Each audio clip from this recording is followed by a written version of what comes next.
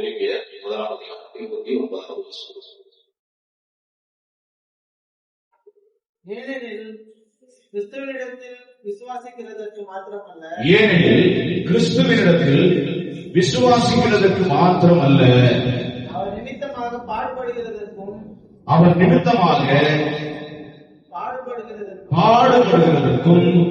அருளப்பட்டிருக்கிறது, நமக்கு அருளப்பட்டிருக்கிறது.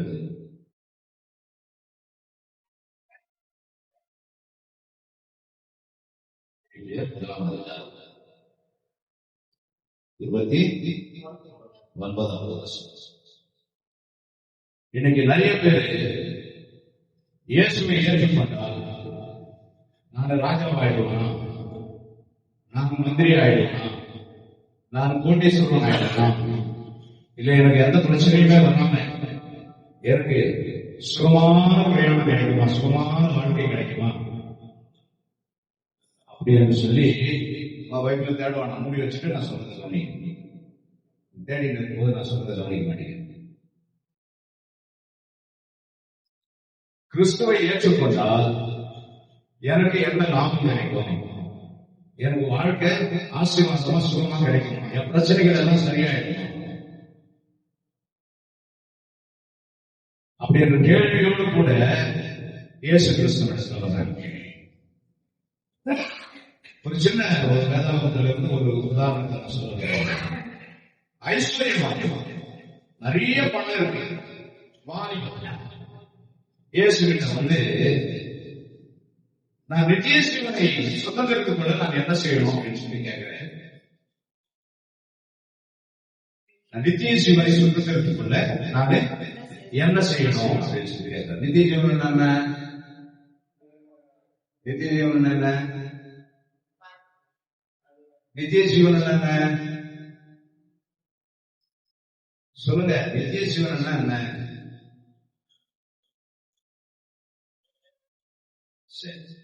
நித்திய அப்படின்னு சொல்லி சொன்னா என்ன அர்த்தம்? எப்பொழுதும் அல்லது நிரந்தரமான அல்லது அழிவில்லாத. ஜீவன் என்ன அர்த்தம்? உயிர். நித்திய ஜீவன் என்ன? அழிவில்லாத வாழ்வோம். சொல்லுங்க, இந்த பூமியில வாழ வரைக்கும் நம்ம வாழ்வோம், இந்த வாழ்க்கை முடிஞ்ச உடனே ஆண்டவரோடு வாழ்வோம். அதான் நித்திய ஜீவன். சொல்லுங்க. அப்போ நித்திய ஜீவனை நான் சுதந்திரித்துக் கொள்ள, அதாவது நிலையான வாழ்க்கை. மீதி பேர்கள் ஆண்டவருடைய பிள்ளைகள் எல்லாம் ஆண்டவருக்கு விரோதமாக செயல்படுகிறவர்கள் எல்லாம் நித்திய ஆக்கினை. அது நித்திய ஜீவன் இல்ல, நித்திய ஆக்கினை அல்லது அக்கினை. கடவுளுக்கு விரோதமாக வாழ்கிறவர்கள், கடவுளுக்கு பிரியமில்லாமல் வாழ்கிறவர்கள், கடவுளை உதாசீனப்படுத்துகிறவர்கள், கடவுளுக்கு தெரிந்தும் கடவுளுக்கேற்ற கனத்தையும் மரியாதையும் செலுத்தாதவர்கள், தேவனை ஆராதிக்க வேண்டும் என்று அறிந்திருந்தும் தேவனை ஆராதிக்காமல் மனுஷரை ஆராதித்துக் கொண்டிருக்கிறவர்கள், பணத்துக்காக, இவ்வுலக சந்தோஷங்களுக்காக மனுஷர்களுக்கு உணர்வுங்க நித்திய ஆக்கினைக்குள்ளாக நரகத்துக்குள்ளாக போவார்கள். கடவுளை தேடி கடவுளே எனக்கு போதும், கடவுள் கொடுத்த வாழ்க்கையே எனக்கு போதும் அப்படின்னு சொல்லி இந்த உலக வாழ்க்கையில சந்தோஷத்தை அனுபவிக்க நினைக்கிறவர்கள் நித்தியத்துக்குள்ளே போவார்கள். அந்த நித்திய வாழ்வை நான் சுதந்திரத்துக்குள்ளே என்ன செய்ய வேண்டும் அப்படின்னு சொல்லி இந்த வாழ்க்கை வந்து கேட்கிறாங்க. இயேசு கிறிஸ்து சொல்றாரு, நீ நியாயப்பிரமாணத்தை கை கொண்டு நடக்கிறியா அப்படின்னு சொல்லி கேட்கிறேன். சொல்லுங்க, நியாயப்பிரமாணம் அப்படின்னா என்ன? நியாயப்பிரமாணம் அப்படின்னா என்ன? கர்த்தருடைய கட்டளை. மோசே நியாயப்பிரமாணத்தை எங்கிருந்து வாங்கிட்டு வந்தாரு? யார்கிட்ட இருந்து வாங்கிட்டு வந்தாரு? சீனாய் மலையில இருந்து ஆண்டவர் கிட்ட வாங்கிட்டு வந்தாரு. அதுதான் இந்த நியாயப்பிரமாணம். இந்த வேத புத்தகம் தான் நமக்கு நியாயப்பிரமாணம், அதாவது நியாயமான பிரமாணம். அதான் நியாயப்பிரமாணம். இந்த நியாயப்பிரமாணத்தை கை போட்டு நடக்கிறியான்னு கேட்டாரு. அவன் வரிசையா பண்ணியிருக்கான். எங்க அப்பா அம்மா பாக்குறேன், அப்புறம் நான் உபவாசம் வச்சுறேன், அப்புறம் நான் ஆராதிக்க போறேன், ஆண்டவருக்கு துதிக்கிறேன், சுகம் பண்றேன் அப்படின்னு சொல்லி சொல்றாரு. உனக்கு நிறைய பணம் இருக்கு, இந்த பணத்தை எல்லாம் என்ன பண்ண வித்து ஏழைகளுக்கு கொடுப்பியா அப்படின்னு கேட்கிறேன். உடனே அவன் சொல்றேன், இல்லையா சொல்லுவேன், ஆண்டு கிட்ட இருந்து இப்படி ஒரு பதில் அவன் எதிர்பார்க்கல. ஆண்டு அப்ரிஷியேட் பண்ணுவாருன்னு நினைக்கிறான். அதாவது அவங்க தட்டி கொடுத்து அவனை இன்னும் என்கரேஜ் பண்ணுவாருன்னு நினைக்கிறான். அப்பா அம்மா கவனிச்சிக்கிறியா, சரிப்பா நல்ல பிள்ளை. சபைக்கு போறியா, சரிப்பா நல்ல பிள்ளை. ஆராதனை பண்றியா, சரிப்பா நல்ல பிள்ளை. வேதவாசிக்கிறியா, சரிப்பா நல்ல பிள்ளை. வாரத்துல 2 நாள் உபவாசம் பண்ணிக்கிறியா, சரி ரொம்ப நல்ல பிள்ளை. நீ கண்டிப்பா நித்திய ஜீவனுக்கு போயிருவ, வேற ஒரு கவலையும் படாதுன்னு சொல்லுவாருன்னு நினைச்சான். அவர் என்ன சொன்னாரு, என்ன பண்ண ஒரு சொத்தை வித்து ஏழைகளுக்கு. அவன் அநேக ஆசை உள்ளவனானதுனால, அவன் நிறைய ஆசைகளை சேர்த்து வச்சிருக்கிறதுனால அவன் துக்கத்தோட அவனுடைய சமூகத்தை என்ன பண்ணிட்டான், போயிட்டான் அப்படின்னு சொல்லி அந்த வசனம் கதையில சொன்னார். கதையில நேரடியான உரையாடல். அவன் நித்திய ஜீவனுக்கு தகுதியற்றவன். அதாவது பிறருக்காக தன்னை இழக்க அவனுக்கு மனசு இல்லை, அடுத்தவங்களை நேசிக்கிற எண்ணம் இல்லை. தானோட தன்னுடைய குடும்பம் உண்டு, தன்னுடைய செல்வம் உண்டு, தன்னுடைய வாழ்வு உண்டு, தன்னுடைய பிள்ளைகள் உண்டு, இப்படியே வாழ்ந்து பழையிட்டான். ஆனா அவங்ககிட்ட பணம் இருக்குது, அடுத்தவங்களுக்கு கொடுத்து உதவி செய்யணுன்ற எண்ணம் அவனுக்கு இல்லை. இப்போ ஒரு இடத்துல ஊழியத்துக்கு ஆண்டவர் போறாரு. போன வாரத்துல தம்பி பிரசங்கம் பண்ணாரு. ஒரு அத்திமரத்துக்கு மேல சகையை ஏறியிருக்கிறார். அவருடைய எண்ணம் என்னன்னா, ஆண்டவர் எப்படிப்பட்டவர், சொல்லுங்க, எப்படிப்பட்டவர், என்ன குணாதிசயம் உள்ளவர், என்ன வல்லமை உள்ளவர், எப்படிப்பட்டதான காரியத்தை ஆண்டவர் மனுஷர்கிட்ட போதிக்கிறார் அப்படிங்கிறத பார்க்கறதுக்கு தான் அவர் போறார். நேரடியா போய் பார்த்தா பல சட்ட சிக்கல்கள் இருக்கு நம்முடைய வாழ்க்கையில். நிறைய பேர்கிட்ட அநியாயமா என்ன பண்றாரு, காசு வசூல் பண்றாரு. போகும்போது லைன்ல நிற்கும் போதே சொல்லுவாங்க நிறைய பேருக்கு, ஆண்டவர் பார்க்கறதுக்கு அப்படி கூட்டத்தோட கூட்டம் போகும்போது, ஒரு பொண்ணு இங்க வேலை இல்லை கிளம்பியா அப்படின்னு சொல்லுவாங்க. நாம கூட எங்கேயாவது போனோம்னு சொல்றாங்கல்ல, 60 வயசுக்கு மேல அவங்களுக்கு ஏதோ ஒரு உதவி தொகை கொடுக்குறாங்க பஞ்சாயத்துல அப்படின்னு சொல்லி போகும்போது, ஒரு 40 வயசு ஆள் அங்க போய் நின்னா என்ன சொன்னாங்க, உங்களுக்கு இந்த சலுகை கிடையாது போங்க அப்படின்னு சொல்லுவாங்க. அந்த மாதிரி சகையை வந்து யாராவது சொல்லிடுவாங்கன்னு சொல்லி அவர் பயங்கர என்ன பண்றாரு, யாருக்கும் தெரியாம ரகசியமா ஆண்டவர் சந்திக்கணும்னு மரத்த மேல ஏறிருக்காரு. ஏன்னா அவருடைய வாழ்க்கை அவ்வளோ பாவம் நிறைந்த அநியாயம் நிறைந்த வாழ்க்கையா இருக்கு. முதல்ல வந்தவனுடைய வாழ்க்கை ஓரளவுக்கு சுத்தமாக கடவுளுக்கு பயந்த வாழ்க்கையா இருந்தது. பணத்தை தான் கொடுக்க மாட்டேன்னு சொல்லி சொன்னான். ஆனா இவனுடைய வாழ்க்கை ஜனங்களுக்கு துரோகம் பண்ற வாழ்க்கையா இருக்கு. ஜனங்களுக்கு அநியாயமாக பணத்தை வரி வசூல் பண்ற, வட்டியை வசூல் பண்ற ஒரு வாழ்க்கையா இருக்கு. ஜனங்கள் எல்லாம் தூஷிக்கிற ஒரு வாழ்க்கையா இருக்கு. இவரை ஆண்டவர் சந்திக்கிறார். சந்திக்கும் போது ஆண்டவர் இறங்கிவா வீட்டுக்கு போலான்னு சொல்லும் போது அவங்க என்ன பண்றான், பாதியே என்ன பண்றான், யாருக்கையாவது அநியாயமா வாங்கியிருந்தா 4 திருப்பி கொடுத்துருன்னு சொல்றான். மீதி இருக்கிற பாதியை என்ன பண்றான், ஏழைகளுக்கும் தரித்திரருக்கும் கொடுத்துறோம் அப்படின்னு சொல்லி சொல்றான். அப்ப அவங்ககிட்ட எதுவுமே இருக்காது. ஆனா அவன் எதை நோக்கி வந்தான், நித்திய சிவனை நோக்கி வந்தான். இன்றைக்கு இந்த வீட்டுக்கு ரட்சிப்பு வந்தது அப்படின்னு சொல்லி ஆண்டவர் சொல்றார். தேவனுடைய ராஜ்யத்துக்கு என்ன பின்னாடி இதெல்லாம் கிடைக்கும் அப்படிங்கிற ஒரு எண்ணத்தோடு கூட தேடலாம். எனக்கு கிடைக்காம போனாலும் பரவாயில்ல, நான் உண்மை இல்லாம விஷயக்காரன் ஆயிட்டாலும் பரவாயில்ல, வைத்தியக்காரன் ஆயிட்டாலும் பரவாயில்ல, என்னை யாராவது ஏதாவது சொன்னாலும் பரவாயில்ல, நான் எல்லாவற்றையும் இழக்க, ஆண்டவரை அறிந்து கொள்ள நான் எல்லாவற்றையும் இழக்க ஆயத்தமா இருக்கிறேன் அப்படின்னு சொல்லி சொல்றாங்க. இந்த 2 சம்பவங்களையும் பாருங்க. முதலாம் அவன் கிட்ட பணம் இருக்குது, ஆனால் ஆண்டவருக்கு பிரியமில்லாதவன் போயிட்டான். 2ஆம் கிட்ட பணம் இருக்குது, ஆனால் ஆண்டவரை பிரியப்படுத்தபடி அவன் பணத்தை இழந்தான். இந்த வாசித்த வசனத்துல வாசிக்கிறோம், விசுவாசிக்கிறதுக்கு மாத்திரம் அல்ல, நம்ம ஆண்டவர் விசுவாசிக்கிறதுக்கு மாத்திரம் அல்ல, அதாவது இயேசுவை நான் நம்புகிறேன், இயேசுவை நான் விசுவாசிக்கிறேன், இயேசுவை நான் ஏற்றுக்கொள்கிறேன், இதுக்கு மட்டுமல்ல, கிறிஸ்துவின் நிமித்தமாக பாடுகளை அனுபவிப்பதற்கும் நாம் அழைக்கப்பட்டிருக்கிறோம். இல்லையா சொல்லுங்க. கிறிஸ்துவின் நிமித்தமாக பாடுகளை அனுபவிப்பதற்கும், எதையாவது இழந்து போவதற்கும், அவமானப்படுவதற்கும், யாராவது ஏதாவது நமக்கு துரோகம் செய்தாலும் அந்த துரோகத்துக்கு பதில் துரோகம் செய்யாமல் இருப்பதற்கும், சகித்துக் கொள்வதற்கும் நாம் அழைக்கப்பட்டிருக்கிறோம். டிரைவிங் ஸ்கூல்ல போயிட்டு என்ன பண்றோம்? வண்டி ஓட்டுறதுக்கு, கார் ஓட்டுறதுக்கு கத்துக்கிறோம். ரெடியா சொல்லுங்க. டிரைவிங் ஸ்கூல்ல போயிட்டு என்ன பண்றோம்? கார் ஓட்டுறதுக்கு கத்துக்கிறோம். அந்த கார் ஓட்டுறதுக்கு கத்துக்கிறது வந்து தியாரின்னு சொல்லுவாங்க. அப்புறமா ஒண்ணு என்ன சொல்லுவாங்க? பிராக்டிகல் சொல்லுவாங்க. தியாரி அப்படின்னு சொல்லி சொன்னா, தியாரி அப்படின்னு சொல்லி சொன்னா என்னது? வாய் மூலமாய் அல்லது நம்முடைய அறிவு மூலமாய் கற்றுக்கொள்வது. பிராக்டிகல் அப்படின்னு சொல்லி சொன்னா செயல் வடிவத்தில் கற்றுக்கொண்டதை நிறைவேற்றுவது. அப்படிதானே?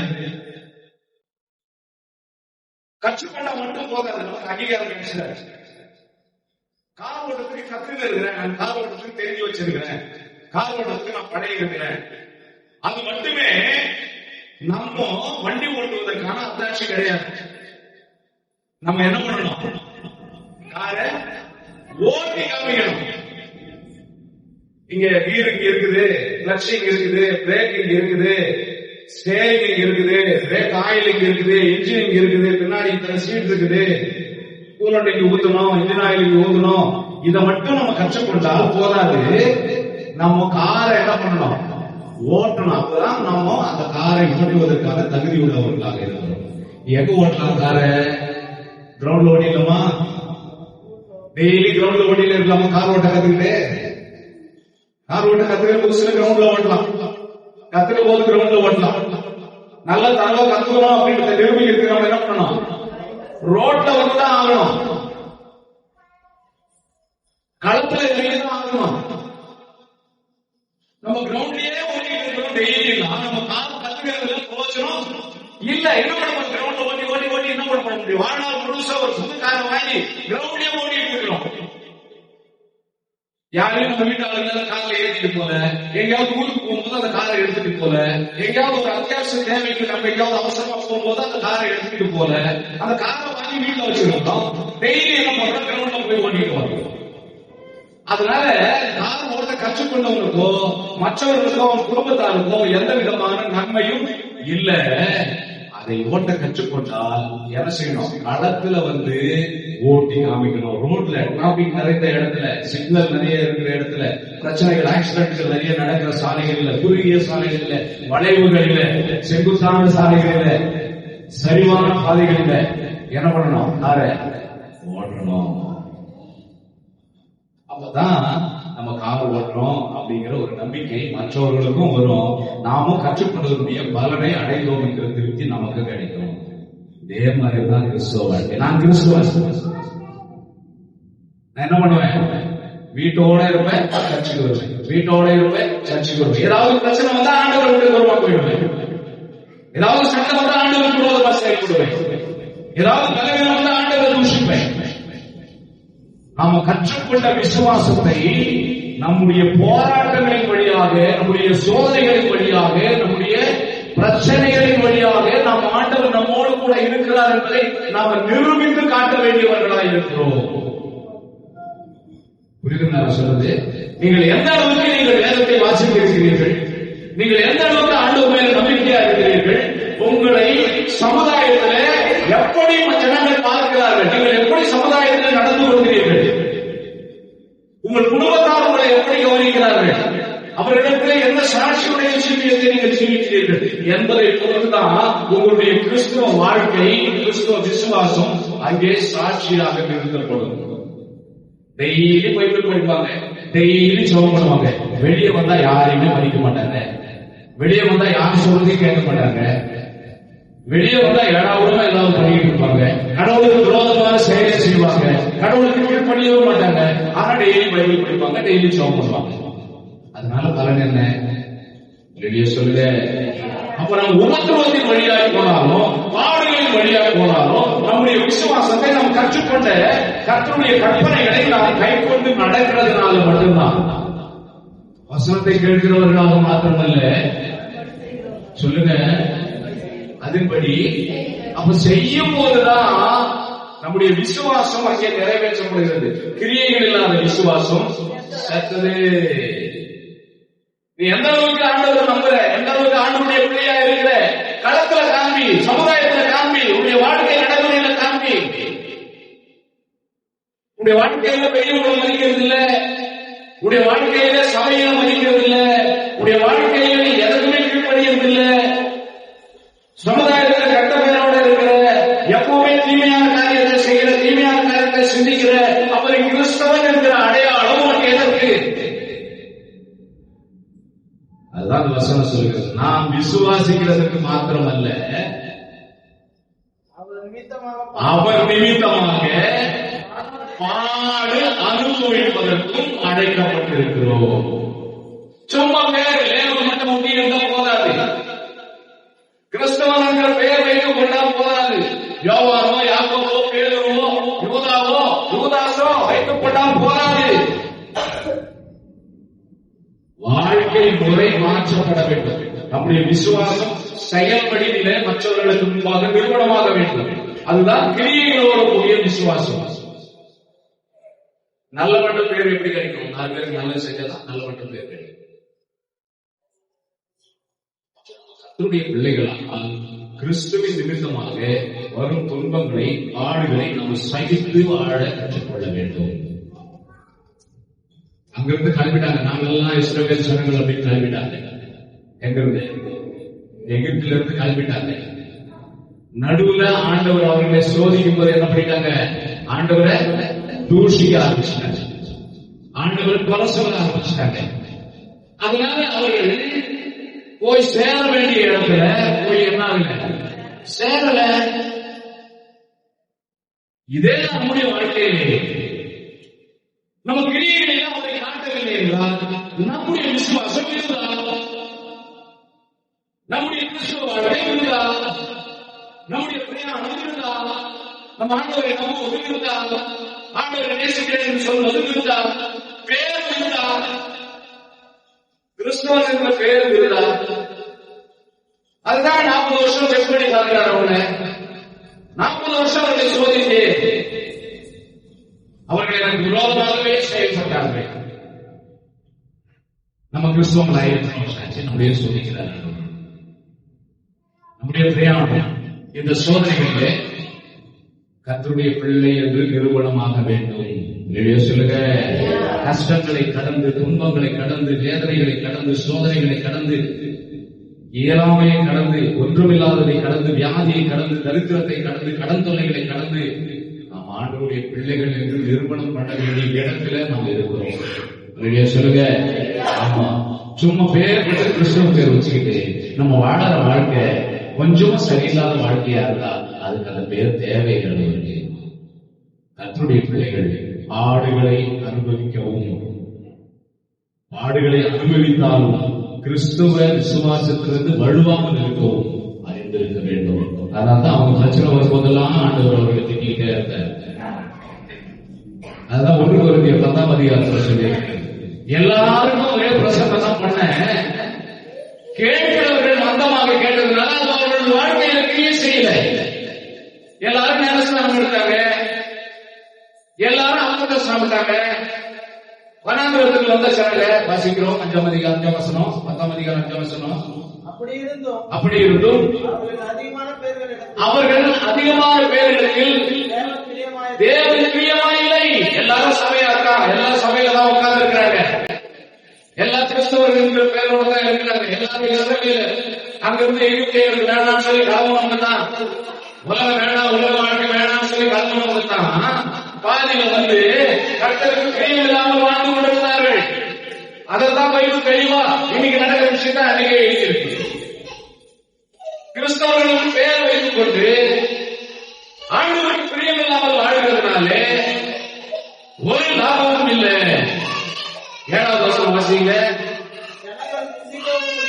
ஜனங்கள் புசிக்கவும் குடிக்கவும் உட்கார்ந்து விளையாடவும் எழுந்தார்கள்.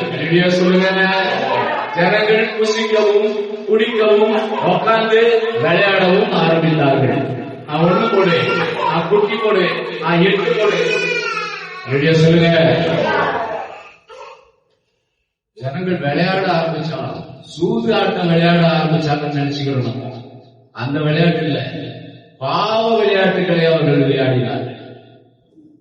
ஆண்டவருக்கு பிரியமில்லாத அசுத்த விளையாட்டுகளை ஜனங்கள் விளையாடினார்கள். விக்கிரக ஆராதனைகளை செய்தார்கள், வேசித்தனங்களை செய்தார்கள். அதுதான் விளையாட்டு. ஜனங்கள் புசிக்கவும் குடிக்கவும். என்னத்தை புசிச்சாங்க, என்னத்தை குடிச்சாங்க? யோசனை பண்ணி பாருங்க. விக்கிரகங்களுக்கு படைக்கப்பட்டவர்களை புசிக்கவும், ரத்த வரிகளை புசிக்கவும். என்ன நடந்தது? கர்த்தருடைய பயம் போயிடுச்சு. மோசேவை பார்க்கும் போது முகம் பிரகாசமா இருந்தது. அந்த மொழி எனக்கு வேண்டாம், மூடுங்க அப்படின்னு சொல்லி அந்த பயத்திலேயே வாழ்ந்த அந்த அனுபவம் கொஞ்ச நாள் ஆன உடனே அந்த விசுவாசம் கடவுளை விட்டு தூரமா போயிருச்சு. கடவுளுக்கு விரோதமா செயல்பட ஆரம்பிச்சு. ஆரம்பத்தில் கொண்டிருந்த பக்தியை, விசுவாசத்தை முடிவு பரியந்தமும் என்ன பண்ணணும்? கை கொள்ள வேண்டும். முடிவு பரியந்த நிலையில் இருக்கிறவனே ரட்சிக்கப்படுவான். பின்னிட்டு பார்க்கிறவன், தலைப்பையின் மேல கையை வைத்து பின்னிட்டு பார்க்கிறவன் தேவனுடைய ராஜ்யத்துக்கு ஏற்றவன் அல்ல. ரொம்ப உஷாரா கிளம்பி வந்தாங்க. நான் ஊழியம் செய்ய போறேன், நானும் ஞானஸ்தானம் எடுத்துக்க போறேன், நானும் பைபிள் பேச போறேன், நானும் பாட போறேன், நானும் ஜெபம் பண்ண போறேன். ஐடியா சொல்லுங்க. எவ்வளவு உஷாரா வந்தாங்களோ பாதியில எல்லாரும் நம்பிட்டு சாயிட்டாங்க. எல்லாம் பின்மாற்றத்துக்குள்ள போயிட்டாங்க. எல்லாம் ஆண்டவர்களை தூஷணம் பண்ண ஆரம்பிச்சாங்க. போன வாரம் பார்த்தோம். போன வாரத்துக்கு முன்னாடி வாரம் என்ன பண்ணாங்க? 3 பேரு, தாத்தான், அபிராம் என்ன பண்ணாங்க? என்னத்தை கொண்டு வந்தாங்க? போன வாரத்துக்கு முன்னாடி வாரம். போன வாரம் செய்தி வந்து நெப்போலியன் கொடுத்தாரு. போன வாரத்துக்கு முன்னாடி வாரம் சொன்னேன். என்னத்தை கொண்டு வந்தாங்க? பலிபீடத்துல அந்நிய ஆக்கினையை கொண்டு வந்தாங்க. பிரோஜனம் இல்லை. சத்தியத்தை அப்பவும் மறந்துட்டீங்கன்னா கேட்கிறதுல பிரோஜனமே இல்லை.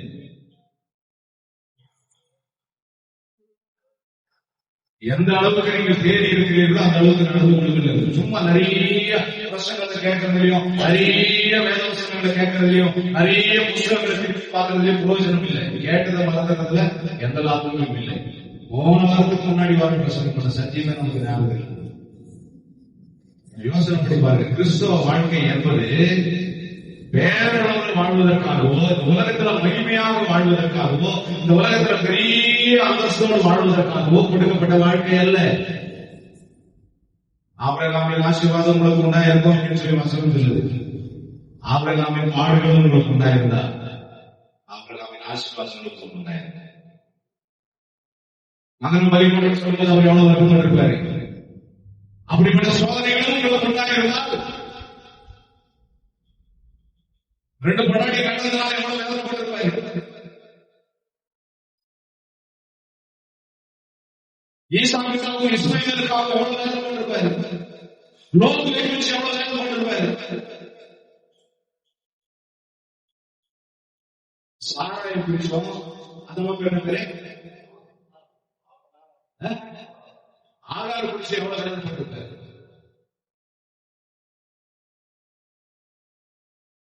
அதே போல பார்க்கணும். ஆபிரகாமின் ஆசீர்வாதம் எனக்கு வேண்டாண்டவரே, ஆபிரகாமின் ஆண்டவரே, மனதிரட்சகரை போல ஆசீர்வதிக்கிறது வேண்டாண்டவரே. அவ்வளவு பாடுகளை அனுபவிச்சதுனால, தேவனுடைய சிநேகிதன் எனப்பட்டதுனால, உண்மை உள்ளவன் எனப்பட்டதுனால, விசுவாசம் உள்ளவன் எனப்பட்டதுனால, விசுவாசங்களுக்கு தகப்பனுக்கு சொல்லப்பட்டதுனால அவர் ஆசீர்வதிக்கப்பட்டார். இந்த பாடுகள் எல்லாம் அனுபவிக்காம நேர ஆபிரகாமுக்கு கொடுத்த ஆசீர்வாதம் நமக்கு வேணும்னு சொல்லி நம்ம நினைக்கிறேன். யோசனை பண்ணி பாருங்க. பாடுகள் நிறைந்த வாழ்க்கை உங்களை அடுத்த கட்டத்துக்கு உயர்த்தும். அந்த சோதனைகளிலே நீங்கள் ஜெயமான வாழ்க்கையை நீங்கள் தளராமல் பிடித்துக் கொண்டிருப்பீர்கள். இந்த வனாந்தரத்தில் தளராமல் வச்சுக்கொண்டாங்க 2 பேர் மட்டுமே. அதுக்கு இடையில நடுவில் போனவங்க ஓரளவு விசுவாசத்துல இருந்தாங்க. ஆனா அங்கிருந்து பெரிய வீராக பேசுறவங்க, மீசிய முழுகிட்டு வந்தவங்க, பாவன சமைச்சு வந்தவங்க, நாங்க எப்படிப்பட்ட வாழ்க்கை வாழ போறோம் சொல்லிட்டு சவால் விட்டுட்டு வந்தவங்க எல்லாம் வனாந்திரத்துல என்ன பண்ணாங்க? அழிந்து போனார்கள். நிறைய பேர் இன்னைக்கு அப்படிதான் வாழ்ந்து காட்டுறேன். கடவுள் எல்லாமே என்னால வாழ முடியும், இல்ல நான் கிறிஸ்துவ நேசா எடுக்கிறேன், என்னால் வாழ்ந்து சாதிக்க முடியும் சொல்லுவாங்க. செயல்ல இருக்காது. அதுதான் கிரியைகள் இல்லாத விசுவாசம் செத்தது. அதனால நமக்கு வசனம், ஒரு வசனம் போதும். என்ன எழுதி இருக்கிறது? விசுவாசிக்கிறதுக்கு மாத்திரமல்ல, அவர் நிமித்தமாக பாடுகளை அனுபவிப்பதற்கும் நமக்கு அருளப்பட்டிருக்கிறது. அதனால இந்த பாடுகள் நம்முடைய வாழ்க்கையின் தரத்தை உயர்த்துவதற்கான ஒரு பரீட்சை, ஒரு எக்ஸாம், ஒரு டெஸ்ட். இந்த பாடுகளிலே நாம வழுவாமல் இருக்கிற எல்லாம் முக்கியம். சோதனைகளை என்ன பண்ணணுமா? சகித்து கொள்கிற மனுஷன் பாக்கியம். என்னால சகிக்க முடியாத ஆண்டவரே, யோனா சொல்லிட்டார், என்னால் முடியாத ஆண்டவரே, இந்த கஷ்டமான வேலையெல்லாம் எனக்கு சொல்லாதீங்க ஆண்டவரே. ஞாயிற்றுக்கிழமை ஒரு நாள் வர்றதே பெரிய விஷயம். புதன்கிழமை வாழ சொல்றீங்க, வெள்ளிக்கிழமை வாழ்றீங்க, அமாவாசை ஜபத்துக்கு வாழ சொல்றீங்க, 1ஆம் தேதி வாழ சொல்றீங்க. என்னால முடியாத ஆண்டவரே. லோத்து சொன்னாரு, ஆண்டவரே மலைக்கு ஓடி போக என்னால முடியாத ஆண்டவரே. இந்த பக்கத்துல ஒரு ஊர் இருக்கு பாராட்டுவரே, இவ்வளவு தூரம் என்னால வர முடியாத ஆண்டவரே சபைக்கு. இந்த பக்கத்துல ஒரு பாஸ்டர் இருக்கிறாரு, பக்கத்துல ஒரு சபை இருக்குது, இது ரொம்ப கஷ்டமா இருக்கு ஆண்டவரே. இந்த உபதேசம், இந்த கடினமான உபதேசத்தை என்னால கைப்பற்ற முடியாத ஆண்டவரே. லேசான உபதேசத்தை யார் சொல்லிக் கொடுக்கிறாங்களோ, எனக்கு ஏற்ற பாஸ்டர் எங்க இருக்கிறாங்க அங்க இருக்கிற ஆண்டவரே. எல்லாம் செல்லவே செல்லாது. வெளியே சொல்லுங்க, எல்லாம் செல்லவே செல்லாது. 2 பேரு எவ்வளவு சோதனை ஆண்டவருக்காகவே பேசிக் கொடுத்திருந்தாரு. என் ஆண்டவர் ஜெயக்கூடிய தேவன், என் ஆண்டவர் ஜெயக்கூடிய தேவன், என் ஆண்டவர் நல்ல நிலத்தை, நல்ல தேசத்தை எனக்கு தருகிற தேவன், என் ஆண்டவர் எதிராளிகளை அழிந்த அந்த தேசத்தை எனக்கு சுதந்திரமாக தருவார் என்கிற நிச்சயம் எனக்கு உண்டு, என்னை நல்ல வழியில நடத்துவார் என்கிற ஒரு நம்பிக்கை உண்டு. இப்படியே பேசிக்கிட்டு இருந்தாங்க யோசுவாவும் காலேஜ். இந்த சபைக்கு போறேன், அங்கேயும் அப்படிதான். இந்த சபைக்கு போறேன், இங்கேயும் அப்படிதான். அந்த பாஸ்டரோட போறேன், அங்க அப்படிதான். நீ பாஸ்டர் தான் மாத்தினேன், ஆண்டவரை நேசிச்சியா? வெளியே சொல்லுங்க, பைபிள் மட்டும்தானே, இயேசு ஒருத்தானே ரட்சகர். அந்த ரட்சகரை உறுதியாக பற்றிக் கொண்டாங்க. வருகிற பாடுகளை எல்லாம் கடக்க உதவி செய்வார். சோதனையை என்ன பண்ணணும்? சகித்துக் கொள்ளணும். கொடுப்பார் ஆண்டவர். கொடுத்துட்டு ஒரு சோதனை கொடுத்தார். மகனை கொடுத்துட்டு ஒரு சோதனை கொடுத்தார். அப்படியே சொல்லுங்க, நெடுநாளா 25 வருஷமாக பெரிய போராட்டத்திற்கு பிறகு ஒரு ஜெயத்தை கொடுத்தார், ஒரு வெற்றியை கொடுத்தார். நம்ம கூட ஒரு காரியத்துக்காக ஒரு நாள் போராடுறோம். அதுவே இந்த பிரச்சனை தீரணும், இந்த பிரச்சனை தீரணும், இந்த பிரச்சனை தீரணும். அந்த பிரச்சனையை ஒரு நாள் தீர்த்து வைப்பாரு. தீர்த்து வச்சுட்டு நீ ஆண்டவருக்கு ஒழுங்கா இருக்கிறியா, கரெக்டா இருக்கிறியான்னு செக் பண்ணுங்க. வெளியே சொல்லுங்க, கூப்பிடுற அமிர்காமே, உன் ஏக சுந்தரனே, உனக்கு பிரியமானவனே, ஒரு ஒரே குமாரனே என்ன பண்ண பலிபீடத்துக்கு மேல கொண்டு வந்து இடத்து. வெளியே சொல்லுங்க, அவன் சோதனையை சகித்துக் கொண்டான். ஆண்டவருக்கு எதிர்த்து பேச அவன் சொல்லிப்போவில்லை. 40 வருஷமாய் காலையில் யோசுவாவும் சோதனைகளை சகித்துக் கொண்டார்கள், பிரச்சனைகளை சகித்துக் கொண்டார்கள். அவருடைய சந்ததியாளர்கள் தேசத்தை சுதந்திரித்துக் கொண்டார்கள். பாவம் நேரம் ஓடுகிற தேசத்தை சுதந்திரித்துக் கொண்டார்கள். ஆபிரகாம் சகித்துக் கொண்டார். ஆண்டவரே பேசினீங்க, சொன்னீங்கன்னா செய்யறாங்க. நான் விசுவாசித்திருக்கிறவர் என்னார் என்று நான் அறிந்திருக்கிறேன் என்று சொல்லி பக்தன் சொல்லுங்க. உங்க ஆண்டவர் யார் என்பதை நீங்கள் அறிந்து கொள்ளுங்க. உங்க ஆண்டவர் நீங்கள் அறிந்து கொள்ளுங்க.